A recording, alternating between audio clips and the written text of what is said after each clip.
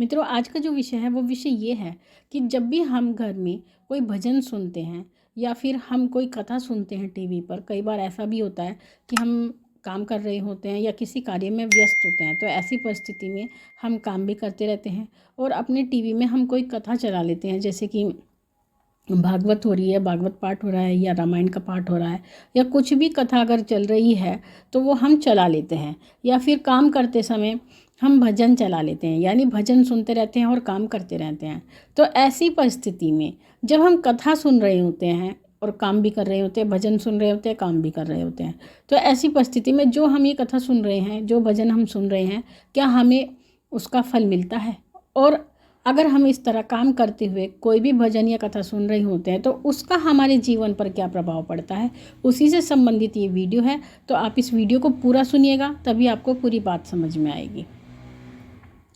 देखिए मित्रों, अगर आप कभी भी, क्योंकि हमारा जो जीवन बना है, ईश्वर ने जो हमें जीवन दिया है, वो जीवन हमें कभी खाली नहीं दिया।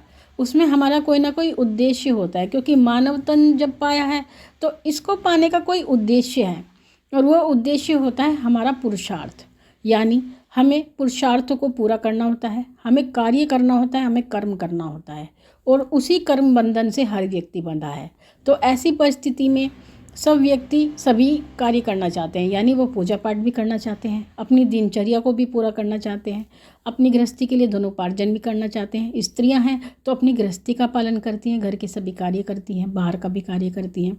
तो ऐसी परिस्थिति में वो ईश्वर से भी जुड़ना चाहती हैं। यानी जो व्यक्ति कार्य करते हैं लेकिन वो ईश्वर से जुड़ना चाहते हैं, तो वो क्या करते हैं, अपनी जो व्यस्तता होती है उसी में वो कुछ ऐसा नियम बनाते हैं या कुछ ऐसा करते हैं जिससे उनका मन ईश्वर से भी जुड़ा रहे। तो वो कथा सुनना प्रारंभ करते हैं और भजन सुनना प्रारंभ करते हैं।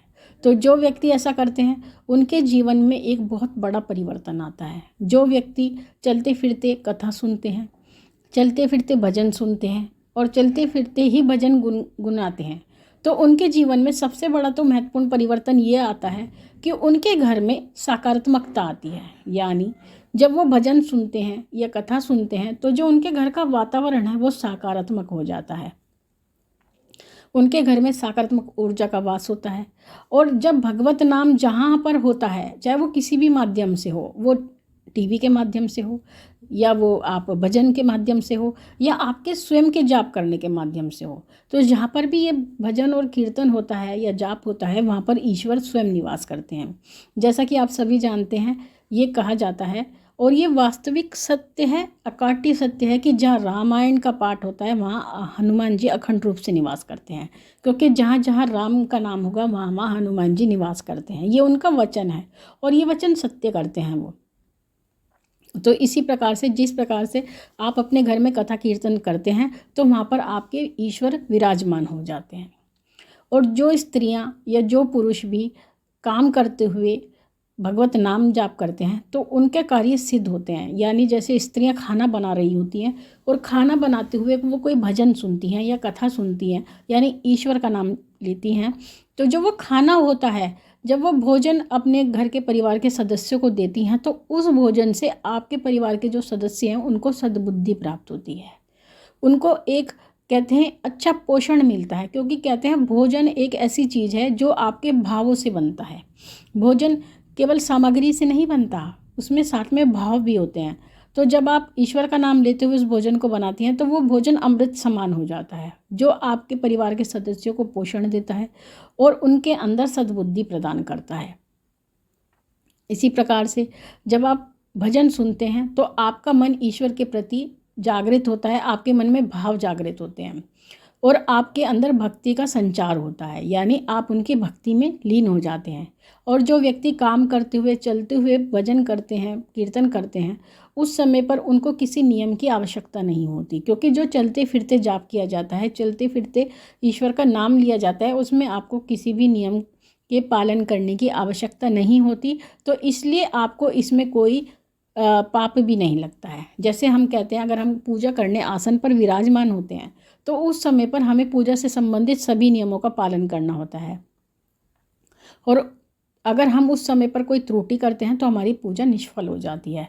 लेकिन जब हम चलते फिरते स्तोत्र सुनते हैं, भजन सुनते हैं, उस समय पर हमें उसका पूर्ण फल प्राप्त होता है, हमें उसका पूरा पुण्य मिलता है, क्योंकि उस समय पर हमें किसी नियम की आवश्यकता नहीं होती है।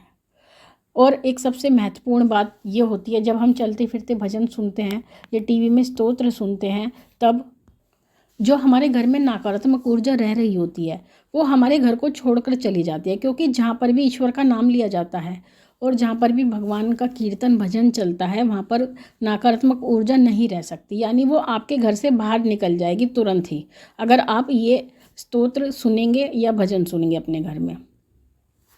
साथ ही जब आप घर में टीवी में कोई कथा सुनते हैं या भजन चलाते हैं, तो जो आपके परिवार के सदस्य होते हैं उनके मन में भी भक्ति का संचार होता है, क्योंकि कहते हैं आप जो चीज़ सुनोगे आपके मन में उसका ही अंकुर फूटेगा।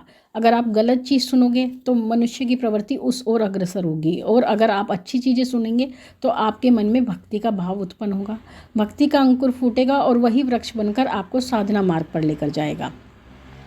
इस प्रकार से कथा सुनने से बहुत लाभ होता है टीवी में। और जो व्यक्ति भजन सुनते हैं, काम करते रहते हैं, भजन सुनते रहते हैं, तो वो जो कार्य करते हैं उस कार्य में भी एक अलग ही प्रभाव आता है, यानी वो जो कार्य होता है वो सकारात्मकता से भर जाता है।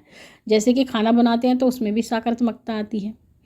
और जो व्यक्ति भजन सुनते हुए कोई भी कार्य करते हैं उनके अंदर एकाग्रता आती है, यानी वो भजन के तरफ ही अपने मन को एकाग्र कर लेते हैं और उस समय पर भक्ति में डूब जाते हैं, यानी उनका जो मन होता है वो स्थिर हो जाता है। उस समय पर उनको कुछ भी विचार मन में नहीं आते हैं, वो निर्विचार हो जाते हैं। तो ऐसी परिस्थिति में वो ईश्वर को वो भक्ति प्रदान करते हैं जो हम पूजा के समय पर भी नहीं कर पाते, क्योंकि कई बार बहुत लोग ऐसा कहते हैं कि जब वो पूजा करने बैठते हैं, आसन पर बैठते हैं, तो उनके मन में अलग अलग विचार चलने प्रारंभ हो जाते हैं, यानी वो एकाग्र होकर पूजा नहीं कर पाते। लेकिन जब वो चलते फिरते भजन सुनते हैं या कथा सुनते हैं तो उस समय पर उनका मन एकाग्र हो जाता है, यानी उनका जो मस्तिष्क होता है वो शून्य हो जाता है और वो निर्विचार हो जाते हैं, उनके मन में कोई भी विचार नहीं रहते, सांसारिक बातें उनके मन से ख़त्म हो जाती है। तो इस प्रकार से वो एकाग्र हो जाते हैं और उनका एकाग्र होने का अभ्यास भी हो जाता है। इसी प्रकार से